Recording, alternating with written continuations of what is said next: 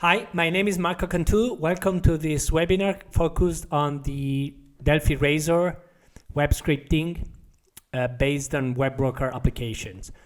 My name is Marco Cantu. I'm the Delphi Product Manager at Embarcadero Technologies, but the library I'm presenting is a library I've actually built myself before joining the company and outside of strictly company work. So I'll shortly introduce you how I started, the key concept of this scripting for web applications, and a few demos, including a real-world demo, and some further ideas and plans.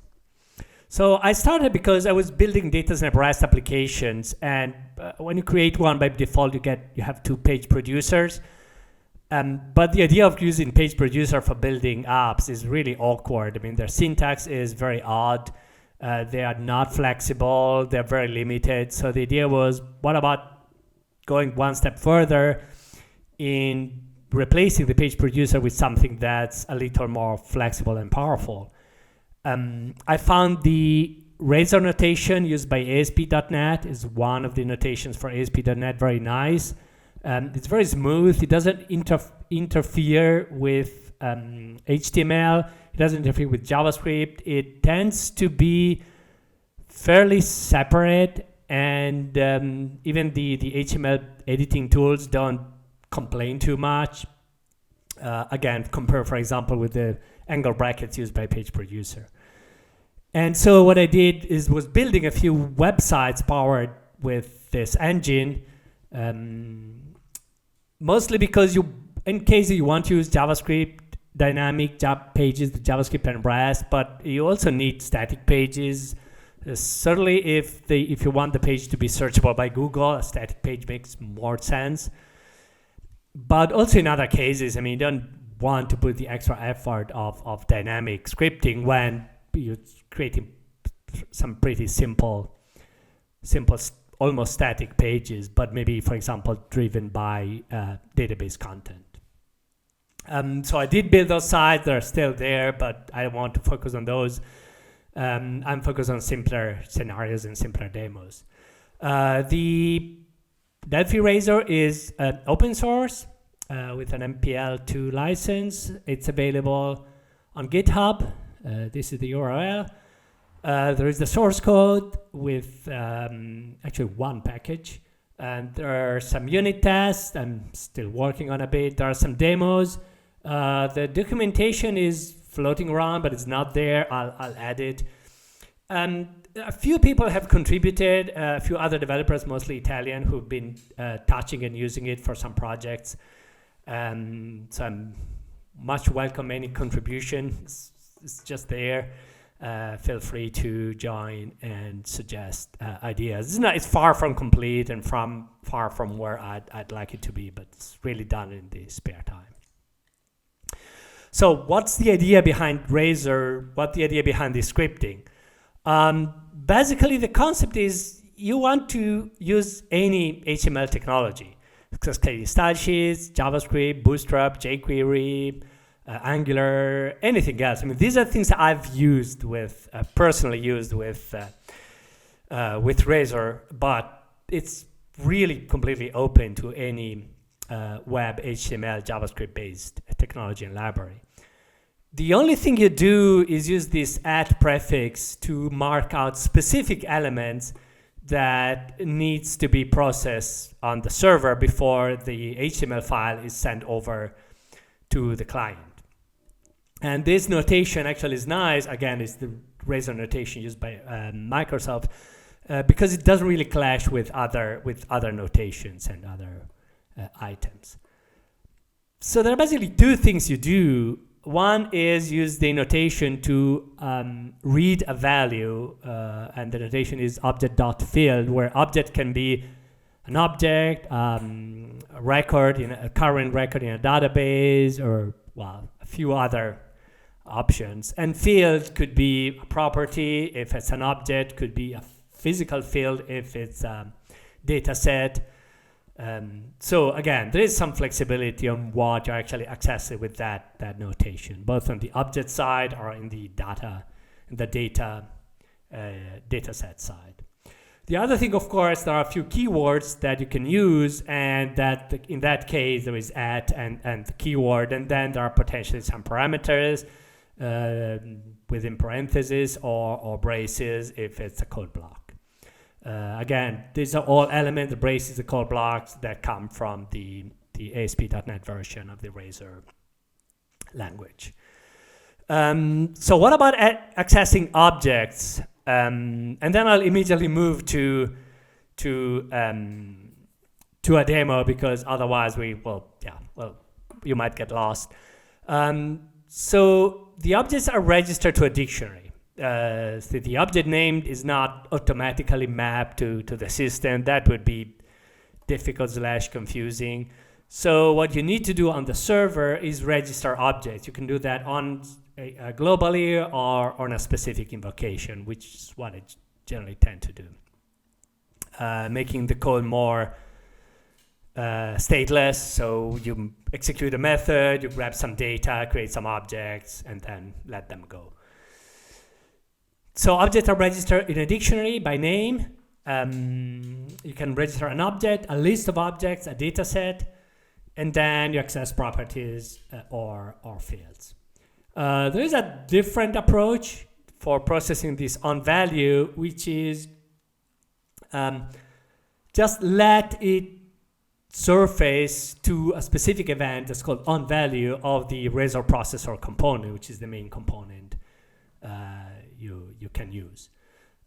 So you can pre-register an object with a name, or do nothing, and whenever there is an at object dot field, receive an event handler, which is, oh, okay, I have a request for this field for this object, give me the value. And that's your code. Your on value code could do any operation, database lookup, whatever you want to do. So there is a duality. You can pre-register objects, or you can look for objects as needed by the code. Okay, so to have a start into this idea, let me actually get to one first very simple demo that is actually a client. It's not even a web server, but that's handy to get things started. So in this application, I just have a FDMM table to have some data available. And then I don't even have HTML, but I have some text that we're going to apply the scripting to. So this script method basically creates dynamically a Razor processor. I could have just dropped the component. And there is a do block that allows you to do processing for string, or you can work on a stream or file stream and just process the entire file directly. In this case, I'm processing this text after registering 3 objects in the system. I'm registering FDMM table with the data displayed here.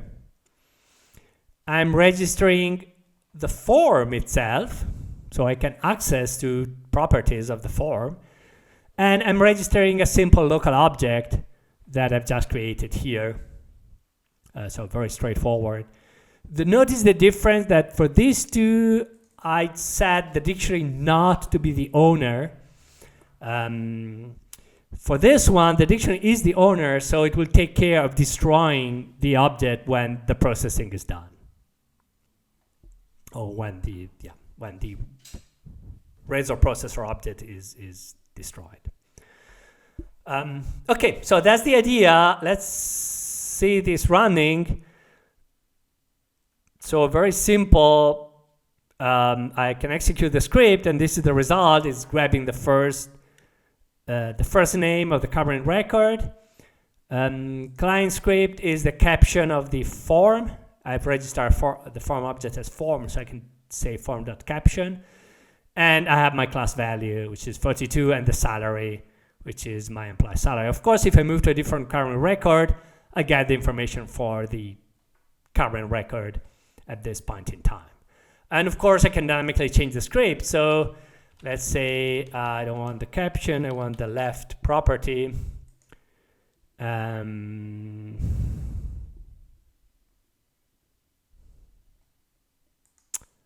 Oh, interesting. Oh, yeah, okay. The application 225, this is the position. So if I move it next to the corner, now the application 2. So again, it's completely flexible, it's completely dynamic, and it allows RTTI access to basically any object you have in the application. Now, this is kind of a weird example, but that's the point. Now,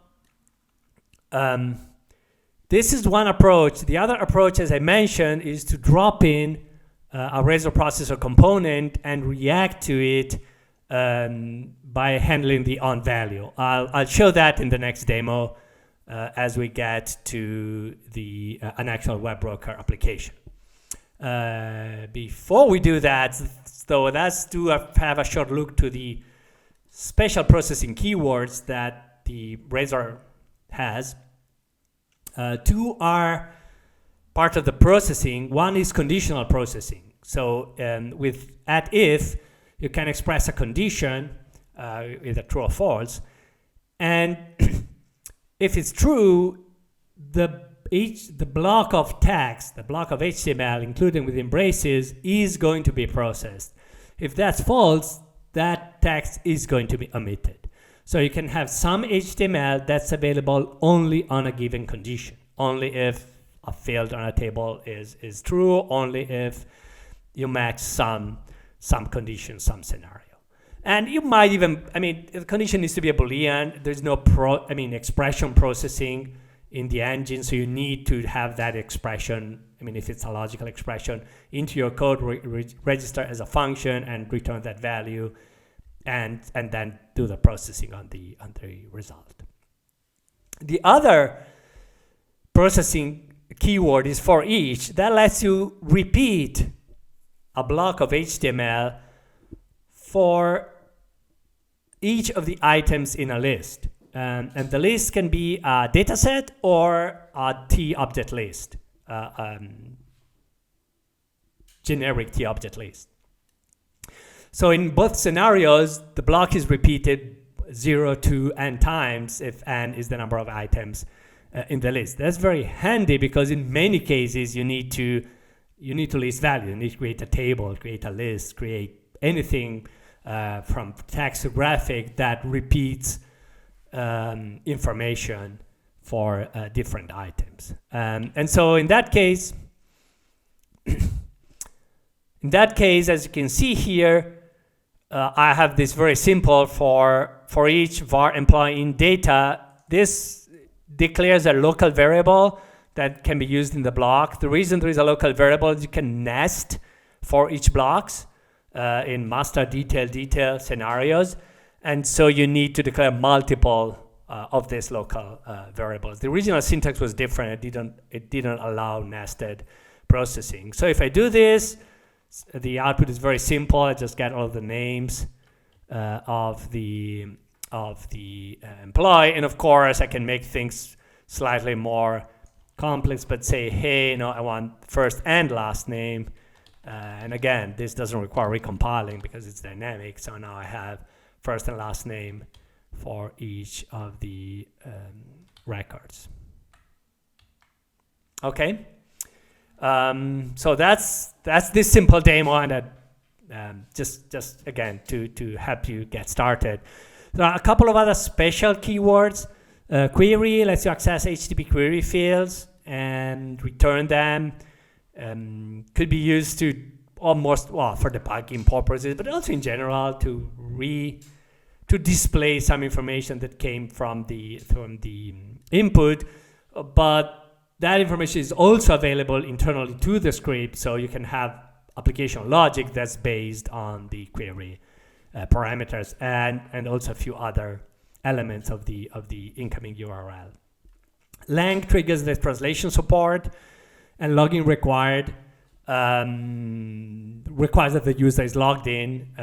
So there are properties in the Razor processor that you can set to indicate if the user is logged and which group the user belongs to. So you can actually say login required and indicate the name of a group, and the user must be part of that group, or that will raise an exception, and potentially, if you're using the Razor engine, redirect to a page listed, one of the properties, which is the login page. So that's the other point I wanted to mention. And although we still haven't seen the use case scenario for Razor Processor, I'm going to introduce them both. Processor is a single page operation. The most simple things, as we'll see in a second, is attach it to a WebBroker action, and it is compatible with the PageProducer interface. The engine is slightly more sophisticated. You use the engine to do file-based processing. So the idea is you have a folder with a bunch of files. The system will map the incoming URL to the file name and execute that file name. So if you're asking for test HTML, there is a test HTML that the script that's going to be used.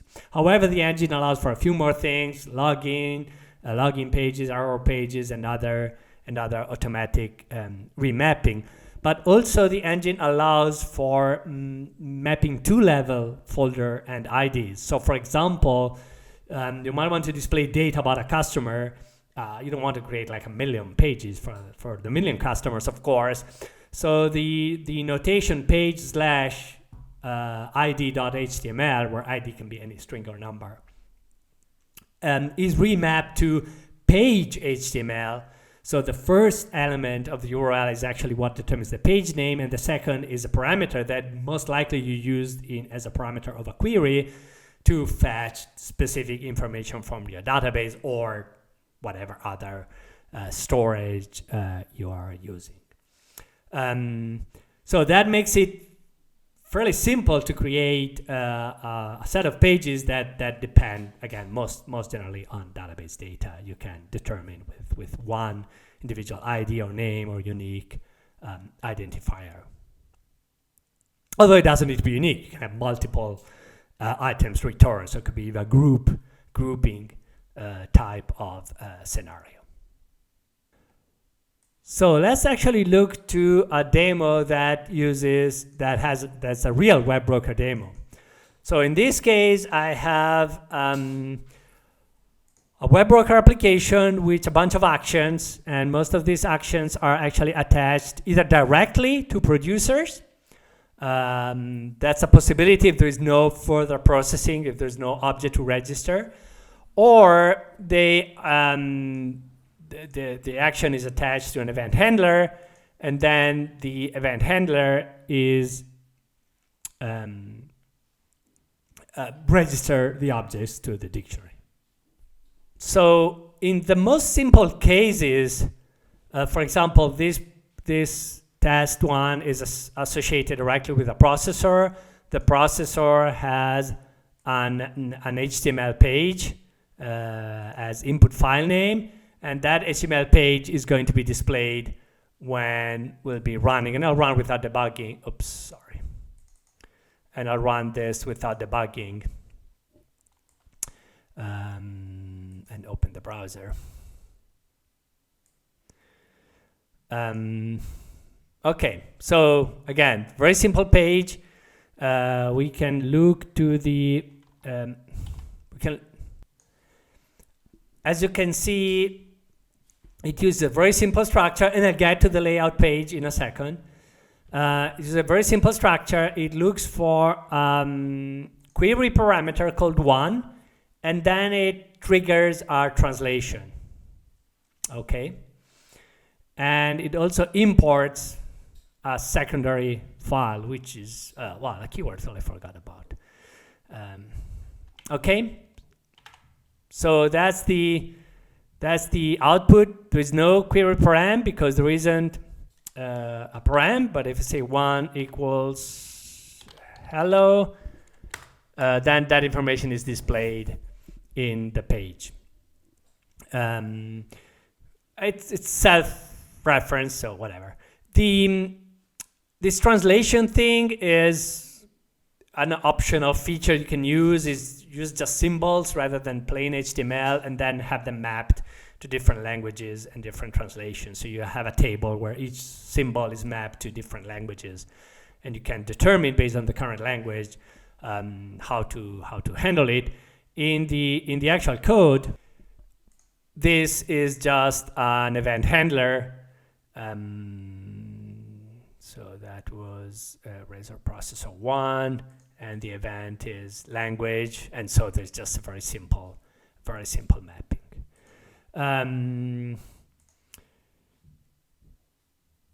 There are a bunch of other scenarios here. So this is still test with a different engine. The one I wanted to mention is value from event. So Razor value from event, this showcases the scenario in which there is no registration for an object, but the data is actually created when the request comes in. Okay, so there are two parameters, object name and field name, that will come in from this request. And basically what happens here, if the object name is data, I'm displaying the field name that was requested. So if we look at the code, meaning the HTML is get value. This is the HTML, it's very simple, value obtained with request, data name and data value. Notice the use of the double @ symbol to display the @ symbol. So let's open it in the browser. Let's say we want to see get value.html. Yeah, sorry, that was because I used the wrong URL, so I didn't follow the right mapping. So here, data.name, you requested name, data.value, requested value. It just shows what was requested, nothing more than that. It's a very simple remapping. Of course, you can get the value from an object. When you're getting the value from an object, what you generally need to do is to actually have an event handler for that. So if we go back to the action editor, value from object, and to the events, because in this case, you need to register the object in the dictionary, well, if it's not already there, and return the content. That's how you can manually return the content, and that setting handle equals true. So here you're saying, okay, the HTML output is the Razor processor content, and you say done. So that's more or less the scenario. Now, in this case, there is also use of the Razor engine. The engine can be used as a back element of the processor, so the processor can be hooked to the engine, and the engine provides things like the templates that we'll look into a second and more. The engine also has second level event handler, so if the processor hasn't got a known value for that value, the engine can provide like a global value mapping. It can also provide page error, login, and other scenarios. And it has a bunch of properties in terms of configurations, which is the folder for the files, which is the home page. If there's no file specified, again, base path, error page, and a few other configuration elements. So you can use the engine by itself and you create the processor as needed, or you can use the engine as a configuration element for the individual processor components. And I'm not going to go through all of this. There are other ifs. There are other elements in the language. There are other ifs. There are other elements in the language, but it will take way too much time to go through all of the different scenarios with this demo.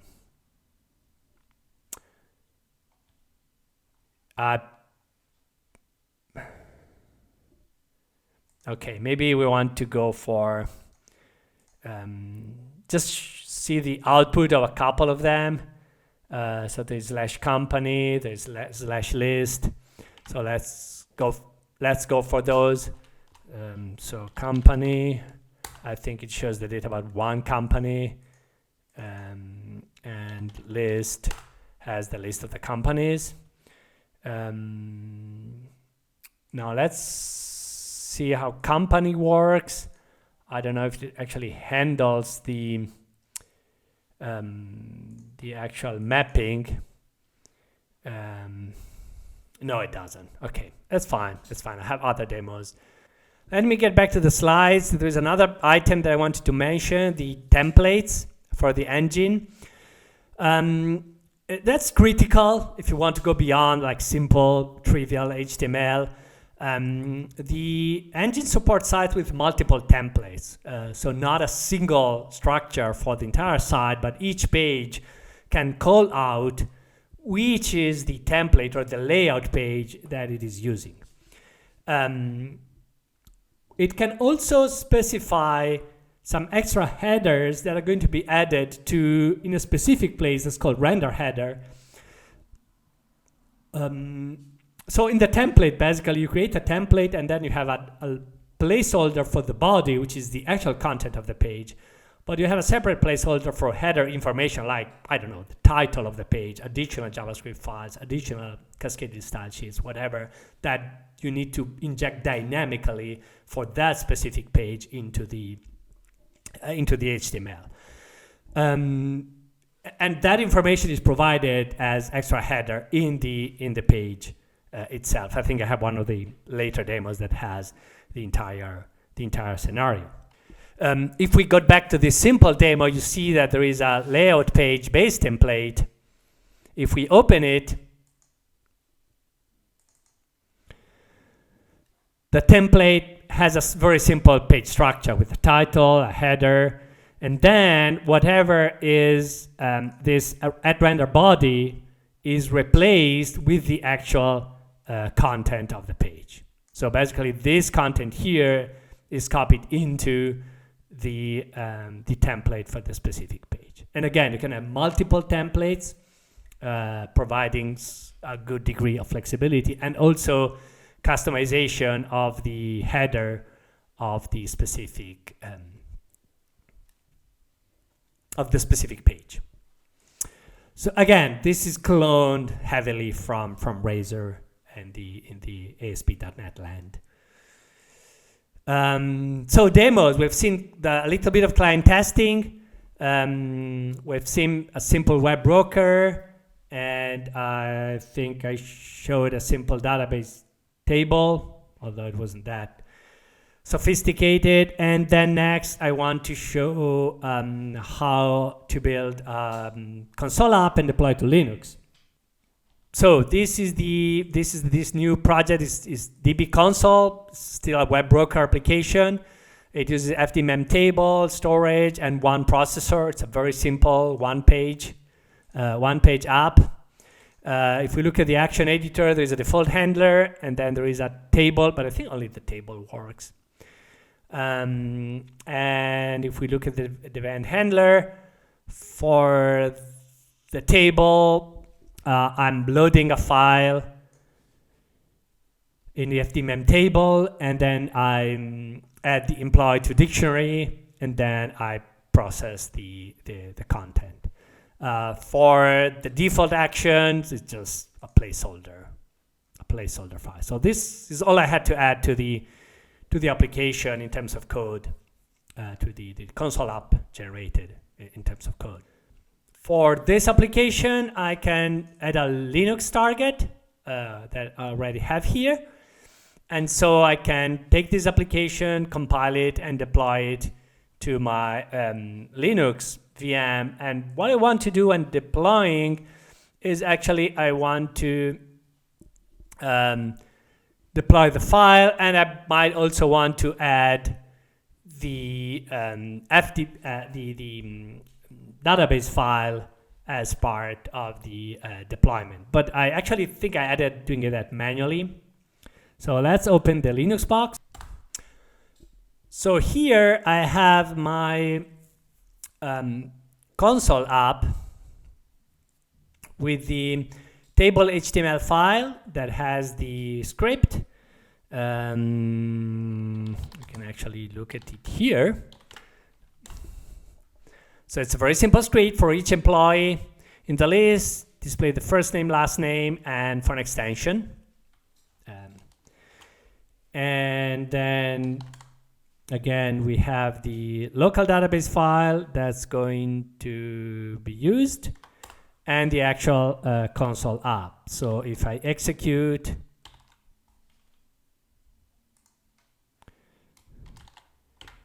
the console app and start it, and start it, now I can connect my browser to this remote machine in a VM.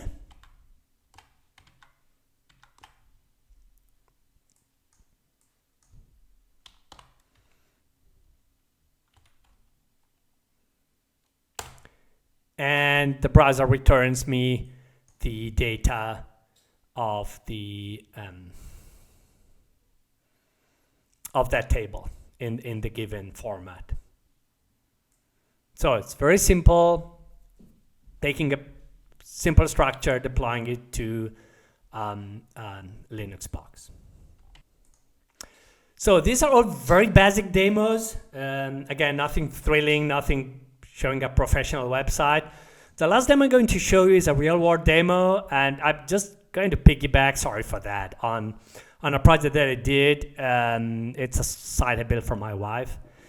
It has some interesting behavior. I mean, the main point I want to make that this looks a professional, modern, sophisticated website.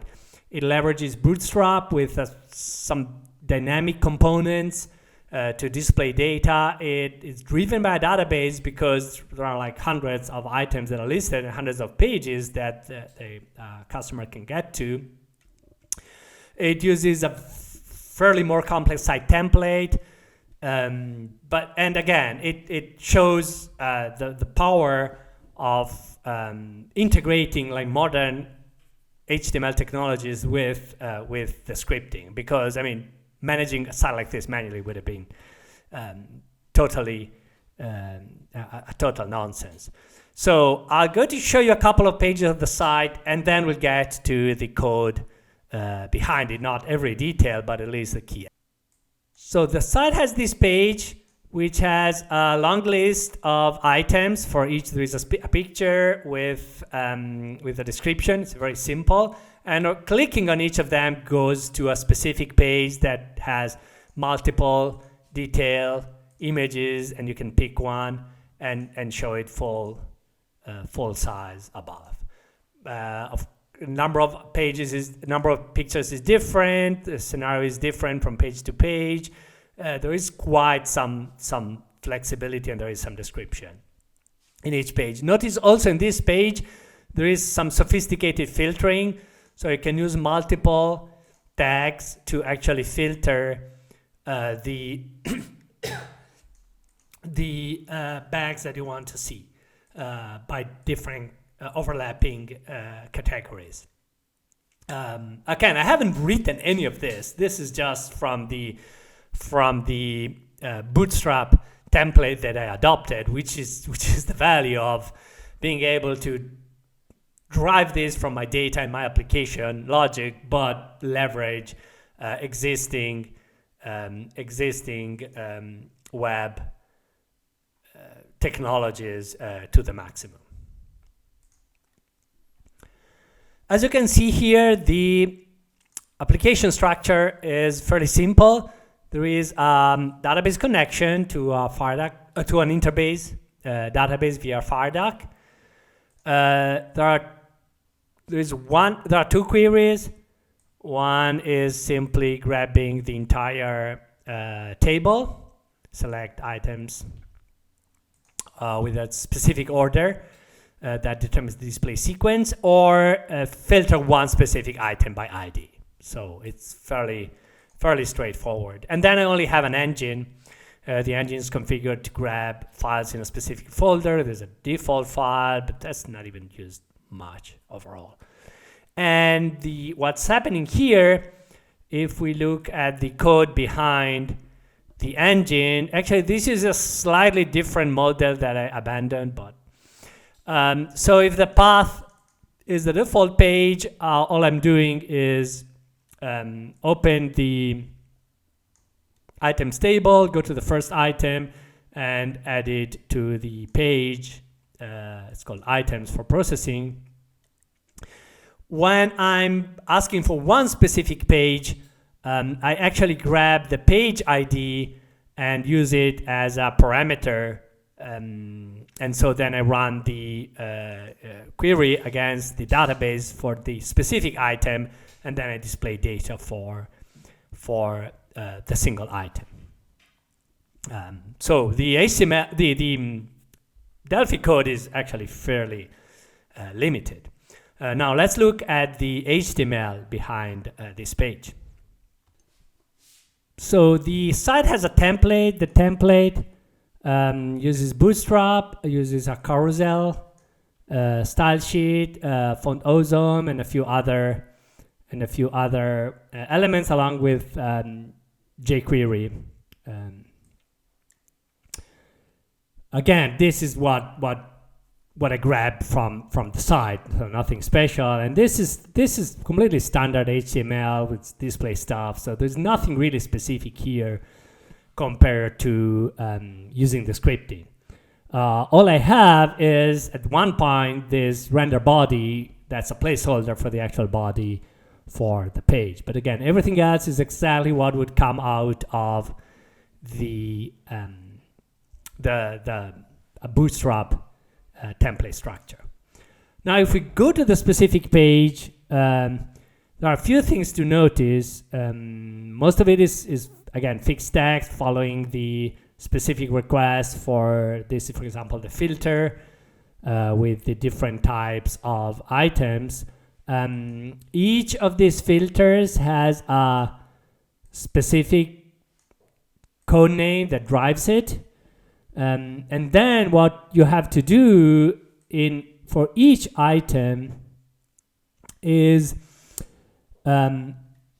add the category or the filter into this div.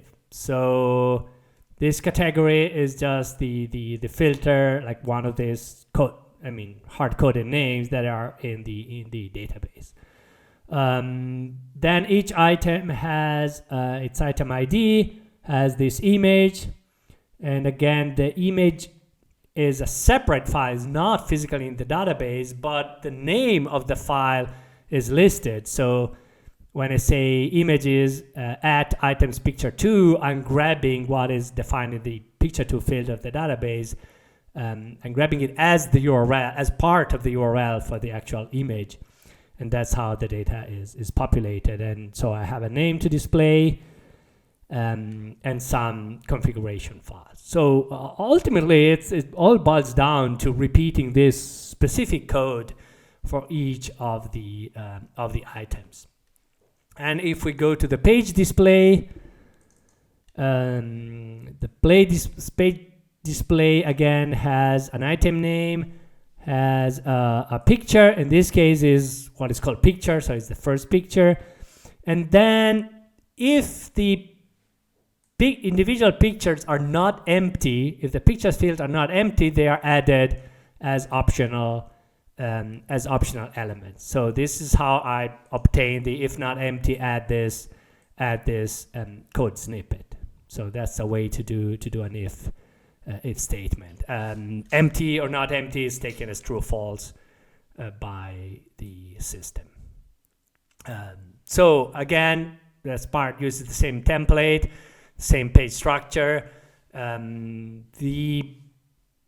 I've made sure not to touch anything of the overall Bootstrap architecture, and that was pretty easy. As long as all I had to do was try to keep the structure of the HTML and just inject very specific HTML in the given locations. And that creates a responsive, modern-looking, dynamic website driven by database table and a fairly simple Delphi server-side application based on the Razor scripting. So again, the point was to try to show you a real case scenario where you're using a modern-looking HTML architecture and use Delphi as the power behind it in terms of data that's actually displayed in the HTML pages.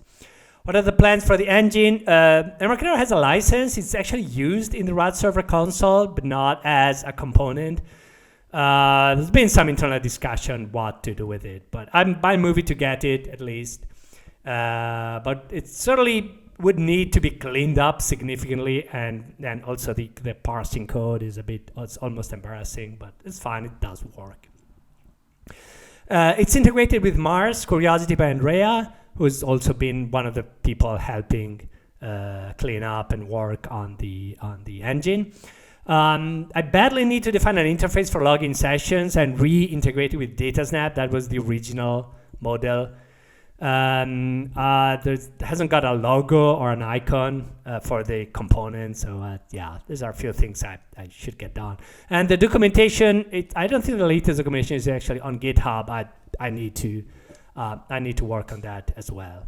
There is some docs, but it's not in the perfect updated structure. So development can be extended in different directions, of course, but I trying to keep it. Originally, it was part of a larger engine, including some data mapping. I want to try to keep it focused on one specific goal, which is the scripting, rather than try to make it into an all-encompassing web framework. So that's it. You can ask questions now if you are attending the live webinar, or reach me over email, or find me on Twitter and follow any progress on the library on GitHub, Marco Cantu, Delphi Relax location. Thank you. Okay, awesome. Just go and get the Q&A screen back up here. Marco, are you online there with us? Yes, I'm here. Excellent. Well, I must say that was really, really interesting. That's a very powerful engine for putting together some web pages, and we've got quite a few questions that have been popping through. Quite a few people saying, yeah, great demos, very interesting. Looking forward to having a play with it, which is all good. And by the way, I forgot the fact that I actually added the documentation to the doc wiki on GitHub, but then I forgot about it. So I updated a separate document. So I guess there is documentation. If you go on GitHub, on the GitHub project, there is a wiki page with like, I don't know, a dozen pages, some of the syntax, some of the, but I'm not sure if this is up to date, whatever. But it's there. So the starting point is there. There was a PDF that was floating around, but yeah, that's actually even older. So there's one question here from Ricardo, who's asking what HTML editor you were using during the demos there. Yeah, I used TopStyle 5. That's my HTML editor of choice. Has been for a long time.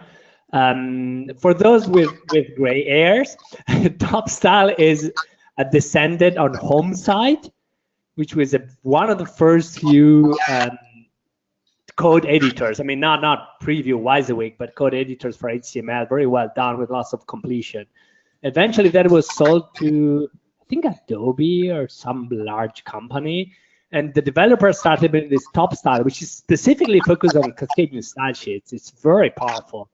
And then the original developer got involved in some of the RSS feed engines and whatever. So he sold that code. And that's all written in Delphi, Home Site and TopStyle. So there is a developer in the Netherlands who's still actively developing this software with Delphi. But I like it in itself, not just because it's written in Delphi. It's very nice and very powerful. Lots of code completion, specifically for CSS. It will show you, I mean, the different inheritance paths of the CSS, which can be pretty complicated, or help you like code complete your HTML. So it's very nice. I've used that a lot. So there was a question. Obviously, you showed demoing integrating properties from objects, but are you able to call methods as well, or any plans for adding method support to the Razor engine? No, I haven't. It's it's doable. It could certainly be added. The point is that I don't think triggering, I mean, internal execution, like triggering side effects, would really make a lot of sense. I mean, at least that was not in the original intention. But like calling a function that returns a value, yeah, it should be doable. Although you can just map a property to it. So I don't know. I think I have to think about it a little, but it's certainly a possibility. I mean, it's been there. It's been around a few years. There's been a few websites that have been built with it. So it has been proven in practice. But that doesn't mean that there isn't room for change and improvement. There is. Yeah, I guess you could always spoof it at the moment by just having a property that doesn't actually kind of return you anything of sense, but actually does the... Sure, it could be a read-only property. But again, why would that be needed? I mean, technically, of course, the RTTI allows you to call a method pretty easily. Mm-hmm. There's a question here from Alf asking if you could use LDAP for login with it. Sure. Right now, I mean, so the Razor processor and the Razor engine are totally neutral. So they expect someone to fill the username, the isLogged property, and the groups the user is into list, and the username property as well. But it just uses them if available there's this specific event to validate that the user has the right to execute the page. So that's the reason they are connected. And if not, there is a property in the engine which is the login page, so it can automatically redirect to the login page and keep track of like where the user came from, those kind of things. But in terms of login, it doesn't do anything. Now, one of the early versions was integrated with datasnap login mechanism. And that could be reintegrated, but could be integrated with any other login. So one of the ideas I have is just to hook like an interface for login. And then at that point, there could be specific implementation. One would be the datasnap login. One would be a plain, simple WebBroker type of user/session management. And yeah, another could be LDAP or anything else. It's really, I mean, there's nothing in the code for that. So yeah, anything is possible. Yeah, and I think somebody else is asking about kind of a user session thing. So I think you just kind of covered that as well. Yeah. There's nothing into it. I don't want to make it a core feature because it would be probably a little too naive in the implementation. But having an open interface and one native simple implementation just for simple sites, that's certainly doable. Yeah. Question here about how can I use an Apache server, or can I use it with an Apache server? I haven't tried deploying it as an Apache library, although I don't see any reason it shouldn't work. There might be, I mean, of course, I mean the base folder, the base location, these are all parameters. So you certainly won't use the same folder of the library, but like a separate application-based folder. But that's a parameter, so it should be fairly straightforward. I don't see any reason a nice app library shouldn't work. I've done Apache integration through proxy. So the Apache has the Apache virtual host is remapped through a proxy to WebBroker standalone application. It's not ideal, but it's quite handy at times to use that model for simple, low traffic sites. Okay, cool. Rob asked a question about sanitizing of data from apt query, or is that the responsibility of the user? Well, that's tricky. As it is, the system makes the query data available to the script itself, so you could just re-expose it. But I don't think there's much more use than just debugging. And then if you're using it internally, and then the same query parameters are exposed internally, but that's trivial for a WebBroker app. Just they are added, there is an internal page structure which is created that has a bunch of information. So that's available. Sanitizing would be up to the developer. Of course, using a query parameter like in a SQL statement, it has to be done with extreme care. But again, there's nothing built into that does automatic database mapping or anything like that. The thing to mention is that there are actually a bunch of parameters from the page that are exposed both, again, to the code, internal the Delphi code, and to the script, like even I think the incoming IP address and some other parameters are actually exposed in the script. So if you would show something like your IP is this, you don't need to like add additional code in the engine. But again, these are kind of, I mean, they're not terribly common features. There's a question here around C++ support for the engine. That's tricky because right now it does use RTTI extensively, and so I'm not sure we get significant C++ compatibility there. I mean, in itself, in the Razor itself, there is nothing that prevents being used from a C++ side. Datasets, of course, will work smoothly, but the list of objects, those might as well work. The RTTI access, I haven't double-checked, so that might be the weak part. Okay, I guess you could always use Rad Studio and then do some C++ and then have the Delphi parts linked in as well. Sure. Oh, no, that's absolutely a possibility. But the point would be, have a C++ object and expose the data similar to what you can do with a Delphi with a Delphi object. Yeah. The next question here is, do you have any timelines around your DataSnap integration work that you're planning? Well, that's where it started. And the original repository is not aligned anymore because they just let subscription ahead go. So that should be easy because it was working. And again, there are some customers still use the DataSnap integration.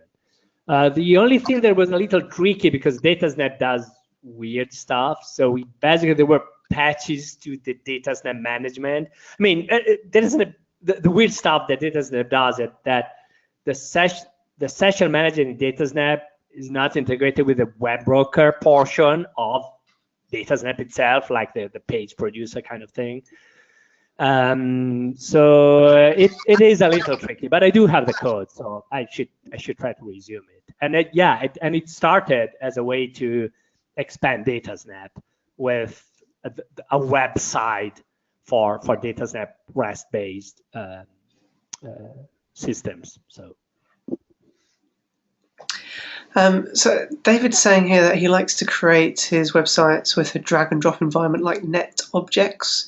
And how would he integrate WebBroker into that? It would have hierarchy relationship between pages, as the other thing he mentions.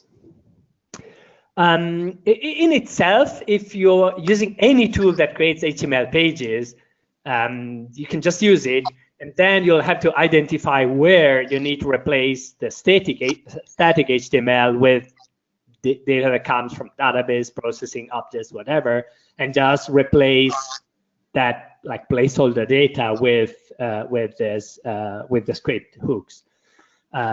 So that, I mean, you can really use any tool. That's one of the points here, because I mean, you might have a graphic designer using a tool, using something else. I mean, you don't want to limit yourself in the way you are building the UI.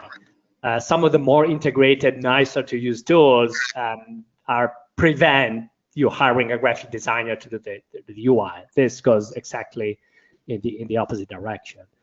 So it should be able to integrate with any tool. Now, if the tool provides other things like the entire website design, like replicating the same elements into each and every page, or things like that, it might get a little in the way, but still it's not required. I mean, you're not required to use the templates. I mean, if you have 200 HTML pages, all in the same structure you're created with the tool, fine. You just drop in those pages in a folder, and then they will be just read by the engine. And if there are scripts in it, it will do the processing as required. Great. There's another question here from Mark. Is there ability to be able to kind of get referrer property, to track where a user has come from in the page that you're processing? I'm not sure this is exposed in the page itself. I honestly don't remember. There are a bunch of parameters that are displayed in the page. I'm actually checking on the source. But I don't think that one specifically is integrated. It grabs, let me see. There's a list somewhere. Okay, well, just to ask Marco's looking that up, yeah. Just to answer the other question, Mark, yes, there will be a replay available for this session. The Q&A is being recorded, and it's also running out in probably, I think it's around about 4 hours from now, and will be the next rerun of this. So. No, it just reads very few parameters at this point, but of course this could be an addition. Well, the source code's there, and I guess you can get to it through codes, so it's just a case of add it in. Cool. Would that be something that even at runtime you could just add as add to the dictionary if you specifically wanted to use it?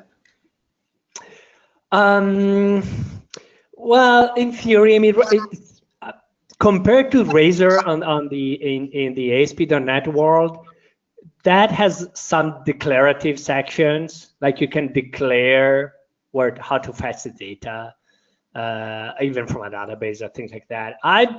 I get very worried about the security side of it, so I haven't done any declarative area. So you can add stuff to the system in the script. You can add stuff to the system in the code, and yeah, you can have like additional objects, like I was showing in the first demo with the form. You can add a bunch of objects that share dozens and dozens of information in each and every request, and then you can surface that information as needed. But adding to the script the ability to surface additional information, that's, I don't know. Again, gets me a little nervous. There's nothing wrong. No, absolutely. It's one thing for the developers to be able to say, I want to be able to make these bits specifically available to a script that's calling, and add lots of extra parameters. And even things like, I mean, there are other systems that allow you, for example, if you have a bunch of database objects available, say, hey, I want to use, in this page, I want to use this table. Now, this is a little more cumbersome because you have for each page or page family to declare which of the objects, which of the database tables are available. On the other hand, it helps, reducing memory usage because you're running queries only against table you are using in that page and not just a bunch of them, or keeping a lot of database tables in memory with threading issues and so on. But again, in general, avoiding this type of declarative, I won't use that table kind of thing, because that introduces, it's very flexible. It lets you reduce the amount of code you have to build and compile. But on the other hand, it exposes to mismanagement, and so on. So, I mean, it's easier to hack a script than to hack a binary application. So, absolutely. Brilliant. Okay, well, I think that was really, really interesting, Marco, and certainly from the comments and everything that have been posted in here, a lot of people are really interested in the engine and see some really kind of cool ideas around using it. I love the fact that you can just use it in an application without having to deploy it through a web broker as well, which is pretty cool. One last question here from Mark was: any plans to have auto completion of Razor code in the IDE while editing HTML? Well, that would be great. I was typing the answer. That would be great, but it's way beyond. I mean, again, I kind of mentioned it right now. I mean, actually, before I joined the company, I did provide a license to Embarcadero. There was some discussion about, integrating it in the product. Eventually, it was used for the EMS or RAD server console. If you open the RAD server console, there are actually Razor scripts that are deployed along with it. They're just in I think there is a folder called template, and they don't have HTML extension. They have some other extension, whatever. And again, the extension doesn't really matter. It's just a file name. So this is one example of a solution based on that. But the so again, and it's been floating around. I mean, whether we should really, the page producers and the table page producer, those are really from the 90s. They're really old. So I would at least like to replace those with a light producer like this, or augment with a light producer like this. However, it would require cleanup. I mean, as it is, it's not the quality that the company should ship. Again, if you look at the parsing code, it's like it's a huge if then else statement with like 20 if. Things like this are not really perfect, although it's fast enough for most scenarios. So anyway, there is some discussion, and eventually, if it gets adopted and gets more traction, and I get people helping and improving it, that makes more likely that we could put it in Gadget or even in the product. Okay, the following is the Q&A from the second session of this webinar. Okay, brilliant session. Marco, are you there? I'm here. Excellent. See a number of questions streaming in, so keep those coming. Yeah, this is a really kind of cool implementation, a great use of kind of RTTI and all the other kind of cool bits that are under the hood. One of the questions we had here earlier is which version of Delphi can you use the Razor project in?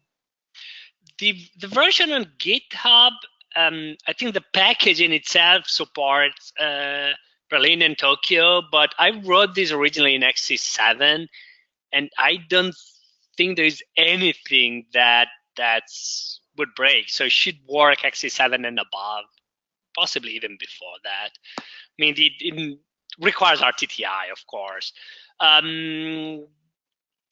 There were some change in WebBroker, but I think it's mostly agnostic of those changes. So yeah, I mean, any recent version of Delphi should be fine, as far as I know. You might have to adapt the package to create the right library suffix or things like that, but that's the only thing. Cool. And there's a question here around the templates. Is it possible to include both headers and footers along with the body? As it is built, it's the idea is that the template has this page skeleton, and you can have multiple templates, so different pages of the site would have different skeletons. There is an ability to do includes, but I kind of lost track of it. I haven't used it any time recently, so it should work. So in theory, that's doable. The idea when using the template and then the page contents, that both are kind of legal and fairly complete HTML files. When using separate files for headers and footers, which I do on other sites,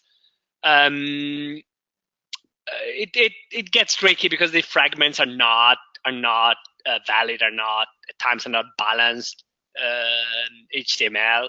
So it makes it tricky to use external tools with those at times. But it's in theory both approaches should be doable. Yeah, it sounds like the Spider-Man approach. With great power comes great responsibility. Sure. Yeah, but again, in general, I mean, for the needs that I had and the few customers who've used it and a few projects that used it, this template model was good enough. And a couple of sites are pretty large. But yeah, it might not fit everyone needs, so it might be important. I mean, relevant to extend it for so different I guess scenarios. Yeah, following on from that question then would be around template inheritance. Yeah, template inheritance is an interesting idea, although it could be fairly tricky to implement. At that point, possibly splitting out in snippets and sections is an idea. The other suggestion that I think could be worthwhile considering is that the current model has, the template determines where to display the page, and then the page has the content. That's the easy thing. The thing that I felt required was a way to add extra headers. So the page can also provide an additional section, which is a bunch of additional header files, like an additional JavaScript file or an additional cascaded style sheet. That's an obvious example. I suppose in a page you want to have like a dynamic grid. You want to have the JavaScript on that page, not every other page on the website. Or even simple things like dynamically changing the title of the page, which is a header attribute, with specific code for each page. So those things can be doable by customizing the header. Now, in theory, rather than having a hard-coded, this is the body, this is the header, it could come with some more flexible solution where you could name different sections of the page as you prefer, and then in the page itself provide content for those specific pages. I mean, it's name mapping. So as long as you're doing the right things, and matching names to names, it probably could be extended significantly and make it more general purpose. Okay, cool. Yeah, would there be stuff that you could do with creating a global object that you just use on every page that you set the values up to pull it in? Yep. Yeah. Okay.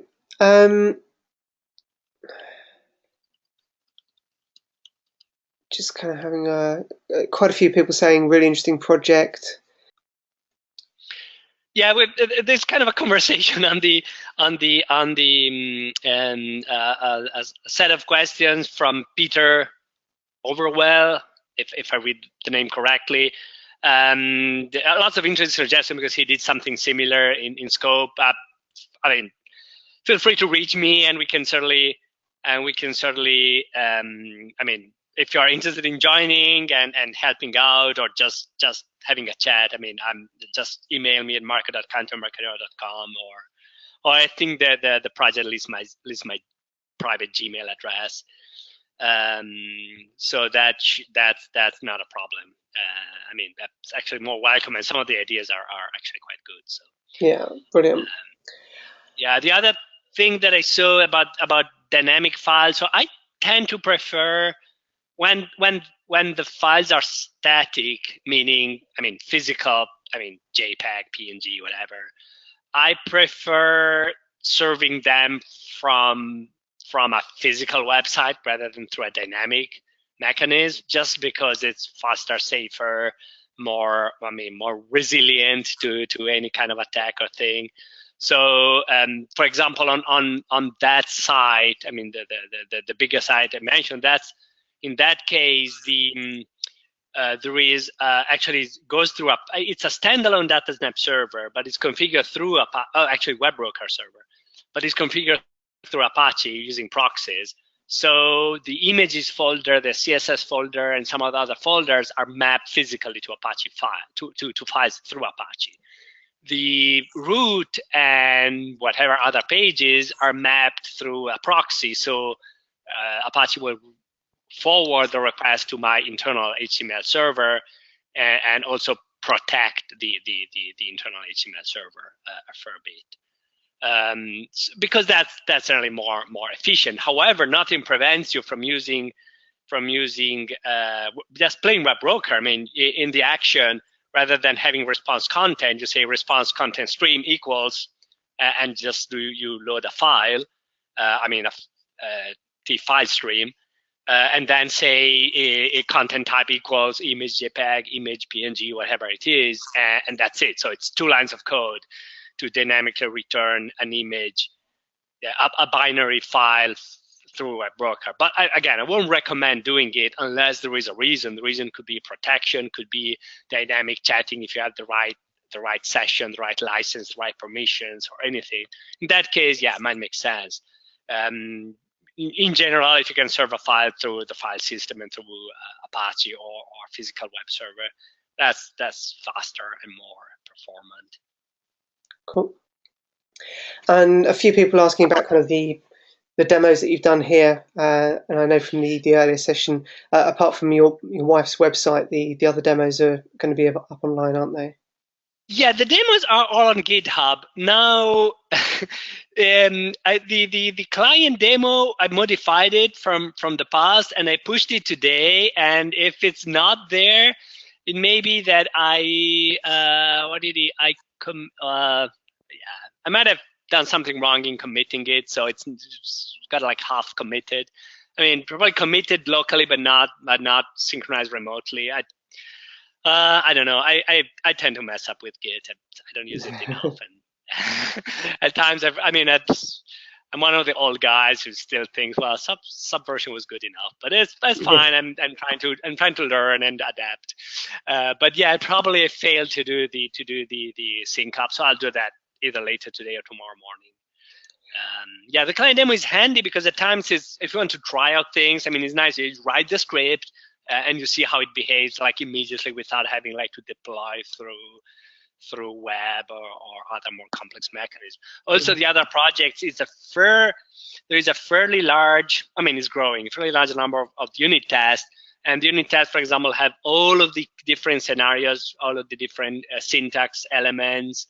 So for each of them, there is the piece of code, there is the data, and then it's applied, and then, well, it should match the expected result. So that serves both as documentation and testing somehow. So the unit testing are good to go through as well. There's a question here from Peter about encoding of the output, Unicode, UTF-8, ANSI. Right now, I'm returning. It's not ideal. I'm returning Unicode mostly because when I started it, WebBroker didn't have like the native UTF-8 option like it has today. So it's remained primarily Unicode. The problem, though, is that the parser, which I, of course, being lazy, I used an internal parser that Delphi provides, rather than writing my own parser or looking for some other third-party solution. So the parser parses UTF-8 and 1-byte strings. So there is a lot of conversions going on between the parser and the result, and I think that's crazy.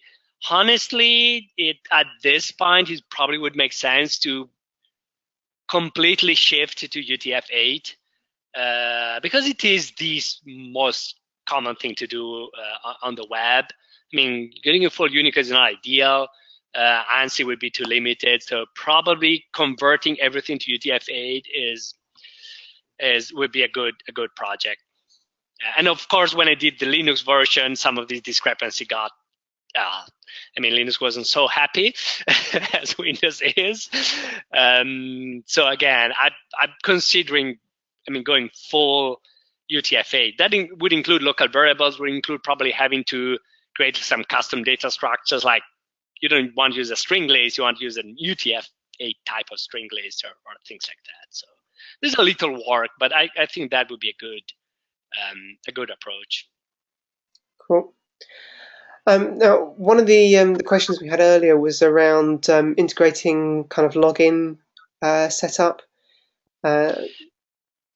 Yeah, that's another kind of open things. I mean, the project started mainly through as a datasnap plugin. So at that point, the original version was using the datasnap logging mechanism, session mechanism first, and logging mechanism next. That was kind of a mess, but later I tried to separate to make it work with WebBroker and avoid the dependency. Ideally, the components themselves, so the processor and the engine, both recognize the concept of a user and the concept of the group the user is into, and the status of the user is logged in user. So this information is available, but there's nothing automatically that will provide it for a WebBroker application.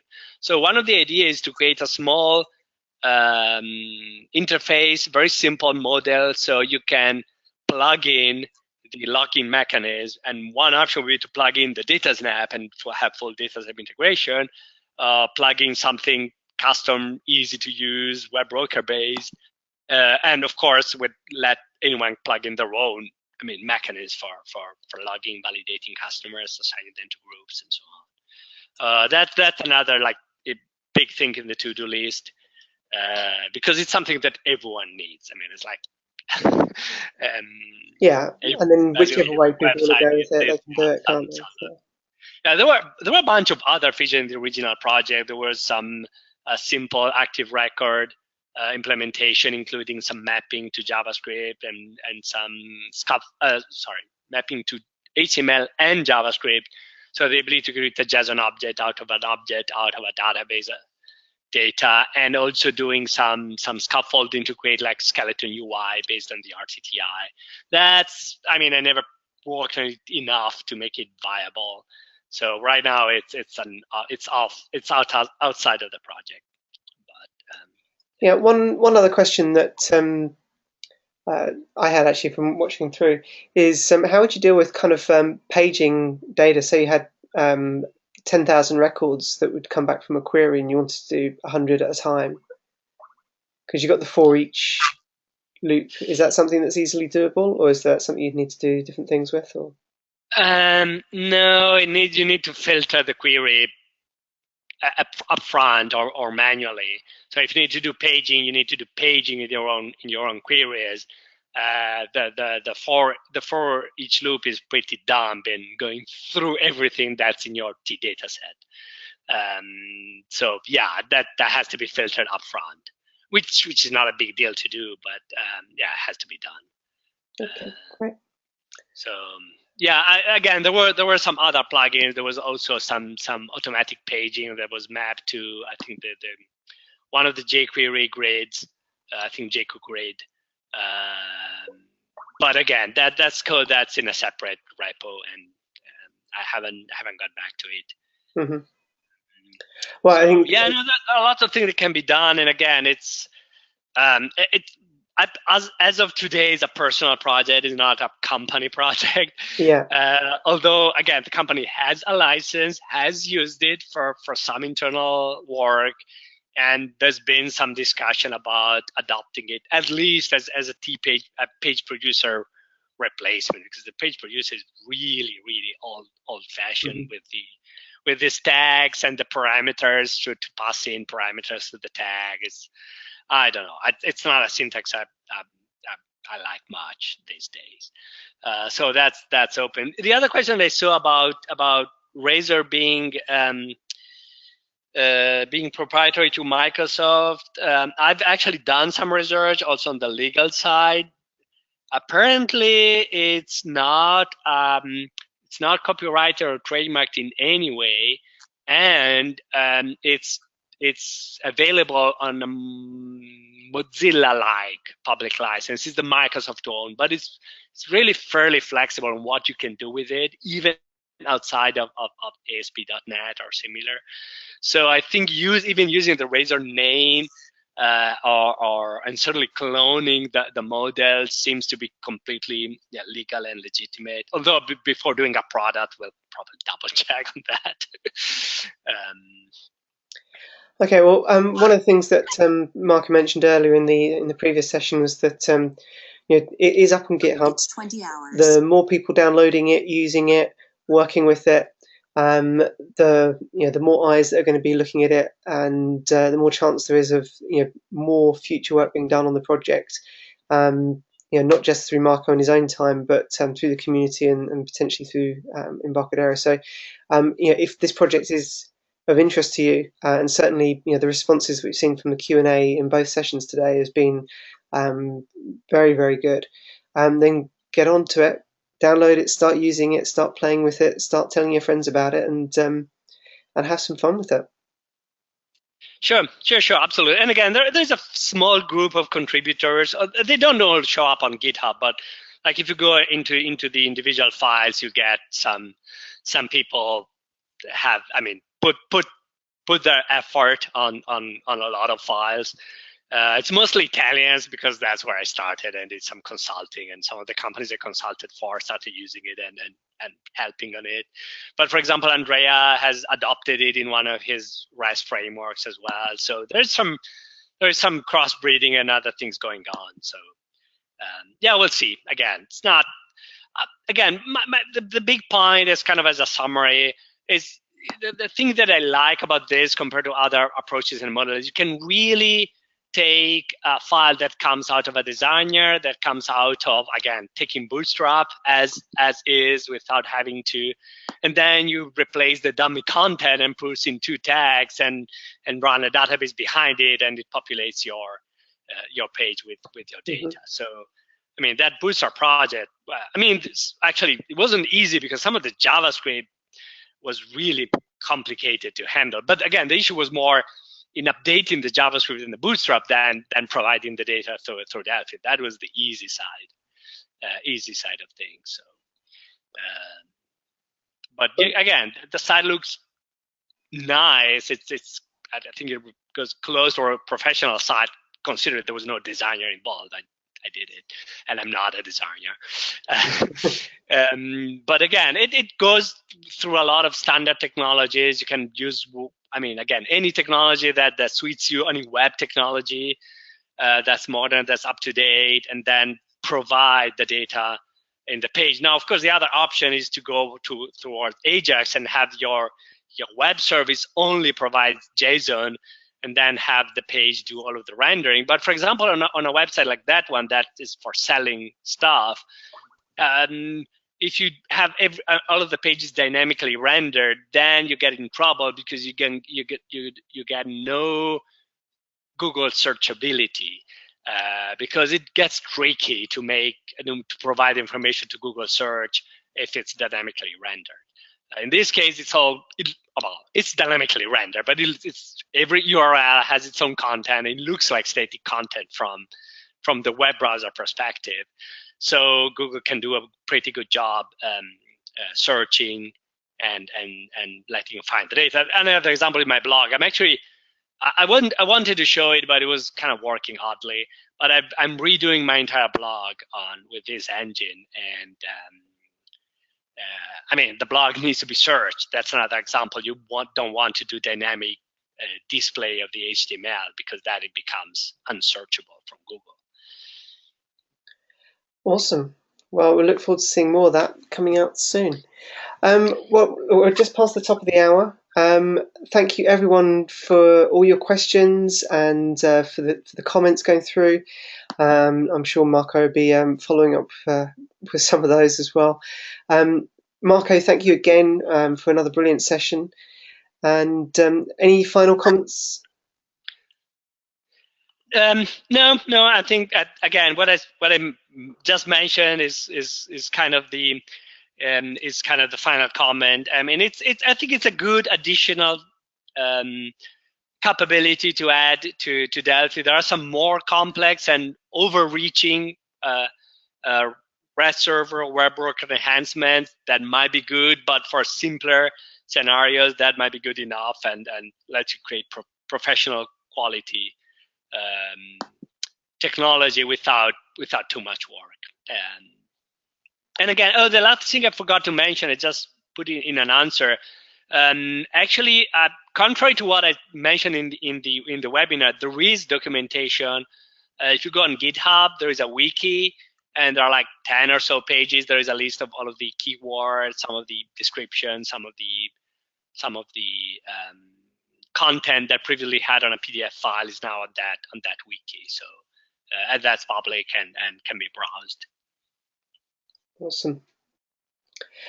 Great. Well, listen, thank you, everyone, and good luck with your coding and playing with the projects.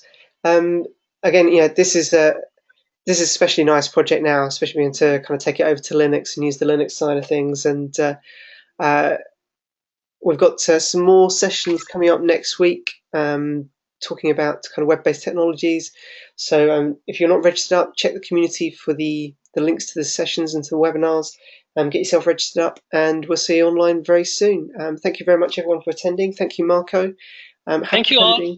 And we look forward to welcoming you back soon. Thank you, everyone. Okay. Goodbye. Bye-bye.